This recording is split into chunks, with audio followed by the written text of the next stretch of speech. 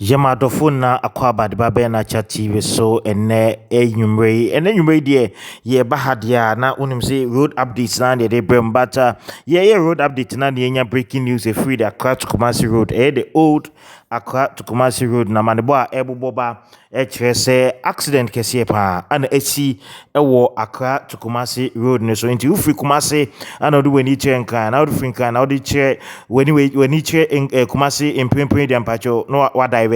Ghana police why emergency diversion also nti unu se be na chachi bi de ba ye ne bedi kan bo amane no hu de ekoso ewo Ghana in terms of your development and your progress nti sana nti accident esi wo Accra Kumasi road no so no ne amadebo a ebubo ba nti bi e ba kwaji details no na mahu de ekoso ewo Ghana in terms of your development and your progress nti sana tie now you check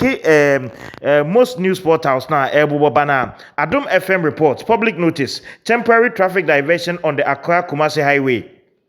There is a pile-up road crash at Birimso Bridge on the N6 highway, Accra Kumasi highway, involving a high-occupancy passenger bus, loaded articulated truck, and a sedan, resulting in a complete blockade of the road from Accra and Kumasi-bound traffic. The Eastern South Regional Police MTTD team from Kibi are at the scene and have temporarily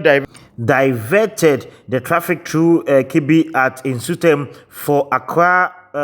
bound traffic and at Apidja for Kumasi bound traffic today. We entreat motorists and other road users to cooperate with the officers on the ground as they work to restore normal traffic flow. And here from Ghana Police Service for statement na mo de aba Adom 106.3 FM and so I publish it on my Facebook page. Internal confirmation said the year kan wa ha no nokre. So na TV3 Ghana also report a 5-vehicle head-on collision on the Suhum Kumasi highway has caused major traffic disruption. The crash at Birimso Bridge on the N6 highway has blocked both carriageways. Police have diverted Accra-bound traffic through Kibi via Insutem and Kumasi-bound traffic through Apidja. Casualty figures are yet to be confirmed. So 3 news, TV3 and so be confirmed. Musampa the etiteno no where a sad one coming in on the Accra Kumasi highway. Too free Kumasi and we chere nkan and offering crime and I would we need chere Kumasi imprim ya me pa ocho na wa hwe se obedi ehye so na wankofa esan bia amba embre woni wabusua and na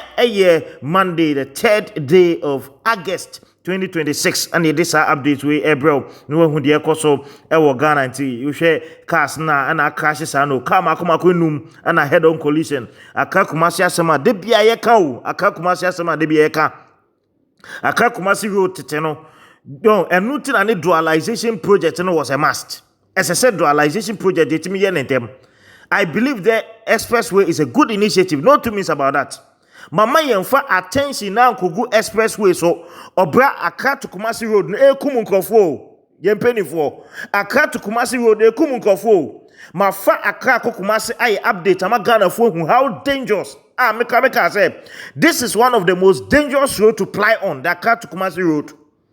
Eti yentimi Mesikanda bank see ye de be expressway ne kwan na ye nam so de bia na ye koba na ye wu oso no eno ye pay attention eti ye sam mpenfo ye nsi ho kwan sam be expressway na ye good thing ye support me but ye sam make sure say Accra to Kumasi old road no mu bedi ho dwuma man na bibi bia so etimi